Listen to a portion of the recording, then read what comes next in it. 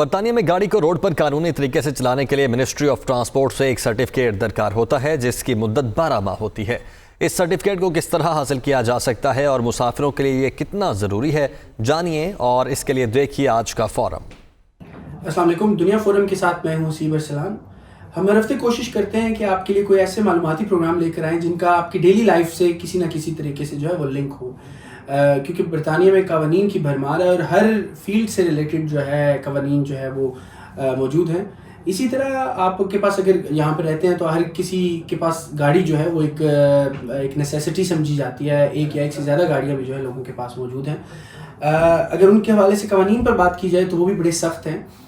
پاکستان جیسے ملک میں جب آپ ایک دفعہ گاڑی خرید لیتے ہیں تو آپ کی مرضی، آپ اس کو جس طرح مرضی چلائیں، کوئی check and balance as such نہیں ہے۔ اس کے برعکس برطانیہ میں جو ہے قوانین گاڑیوں سے ریلیٹڈ بھی بڑے سخت ہیں۔ انشورنس جو ہے وہ آپ کو لازمی قرار دی جاتی ہے اور ساتھ ہی ساتھ آپ کی گاڑی کی فزیکل فٹنس جو ہے وہ جو ہے آپ کو ایک سرٹیفکیٹ حاصل کرنا پڑتا ہے ہر سال، جس کو ایم او ٹی کا نام دیا جاتا ہے۔ آج اسی سے related M O T tester, M O T engineer اگر ہم کہیں تو ہم نے ان کو آج اپنے اسٹوڈیو میں بلایا، ان سے بات کریں گے اور ایم او ٹی کے حوالے سے ان سے انفارمیشن لینے کی جو ہے وہ کوشش کریں گے۔ سعد، آپ کو بہت شکریہ، آپ نے ہمیں وقت دیا۔ ایم او ٹی جو ہے ایک نیسیسٹی ہے اور سال میں ایک دفعہ ہر گاڑی کو ایم او ٹی کی ضرورت ہوتی ہے۔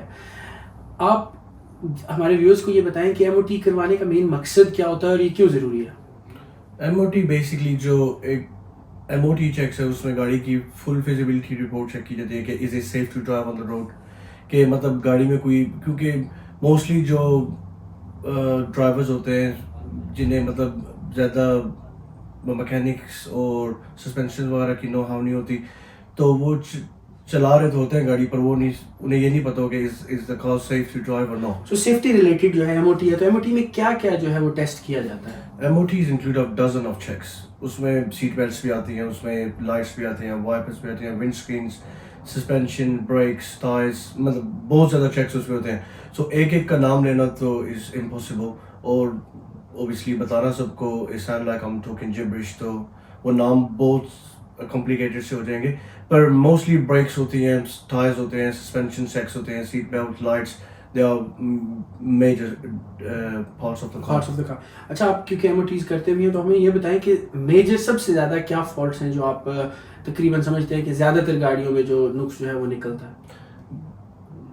اس طرح تو 100% مطلب آپ کو انفارمیشن تو میں نہیں دے سکتا، پر موسٹلی یہ ہوتا ہے کہ normally most of the cars they fails on tyres, even though کہ کارز کبھی 21 22 پلیٹ ہے، still is no very old car. U K میں لو ہے کہ 3 years اولڈ گاڑی کو ایم او ٹی چاہیے، اور جب آپ کیب کے لیے یوز کرتے ہیں، سو پرائیویٹ ہائر کے لیے، دین 1 year اولڈ کار، اور کیب والوں کو every 6 month M O T چاہیے، اور نارمل کارز کو ایوری 1 year چاہیے۔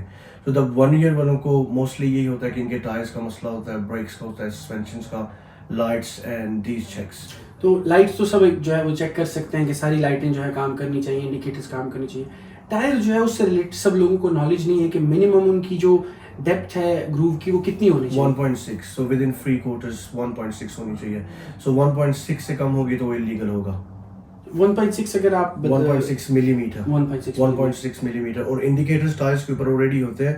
سو اوبیسلی کبھی بندہ انجینئر مطلب میکینیکل فیلڈ سے وابستہ نہ بھی ہو تو وہ انڈیکیٹرز ہر ٹائرس کے اوپر انہوں نے دیے ہوتے ہیں، سو وچ از ویری اوبیس کہ کبھی وہ فلیٹ ٹائرس کے ساتھ ہو جائیں، then it's mean the tyres are gone. So tyre جو ہے وہ بالکل آپ کو ان پہ خاص طور پر اپنے انڈیکیٹرز اور لائٹس پر نظر رکھنی چاہیے۔ کوئی کیونکہ یہاں پہ ویدر بھی بڑا ایکسٹریم ہوتا ہے، گرمیوں میں اتنی گرمی تو نہیں ہوتی لیکن سردیوں میں بہت زیادہ سردی ہوتی ہے، تو جو روڈ یوزرز ہیں، جو کار یوزرز ہیں، ان کو کیا ٹپس آپ دینا چاہیں گے کہ وہ ایکسٹریم ویدرز میں کن چیزوں کا خیال رکھیں؟ ایکسٹریم ویدر میں very important is your tyres. کبھی ٹائرز آپ کے سیف ٹو ڈرائیو نہیں ہے، then cars no safe to drive, اور ٹائرز گرپ اچھی نہیں ہوگی تو پھر ویری کلوز ٹو ایکسیڈنٹس۔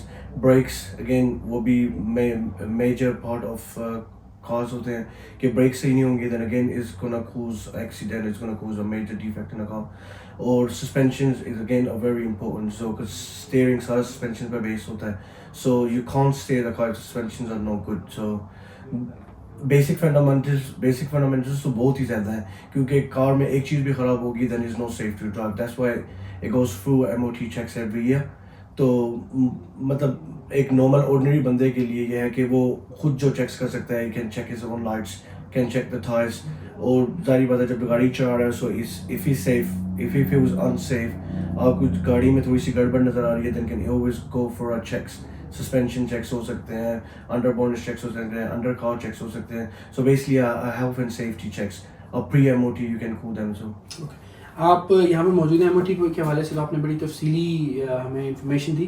آپ کی موجودگی کا فائدہ اٹھاتے ہوئے ہمیں یہ بتائیں کہ اگر کوئی بندہ نئی گاڑی مطلب یوزڈ گاڑی خریدنا چاہ رہا ہے تو کن چیزوں کا اس کو خیال رکھنا چاہیے اور کن چیزوں کو خاص طور پر چیک کرنا چاہیے؟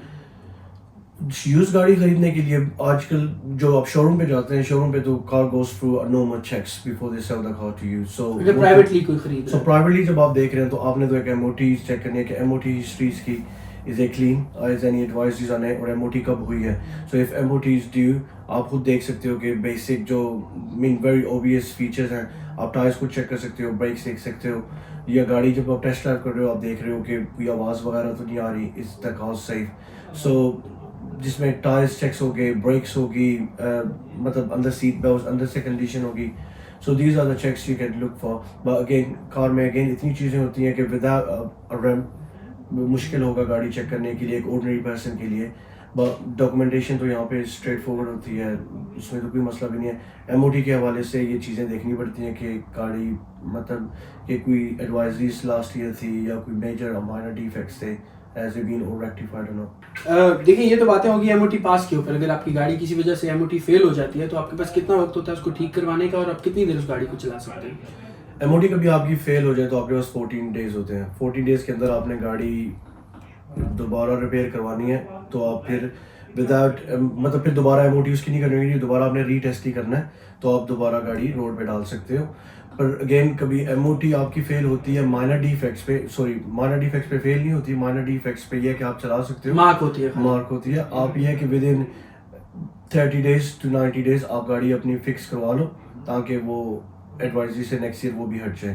تو جب میجر ڈیفیکٹس اور ڈینجرس ڈیفیکٹس پہ فیل ہوتی ہے تو پھر آپ گاڑی نہیں چلا سکتے. پھر آپ ایک صورت میں کر سکتے ہو کہ آپ گیریج سے گھر لے کے جا سکتے ہو, گھر سے اینی ریپیئر سینٹر لے کے جا سکتے ہو.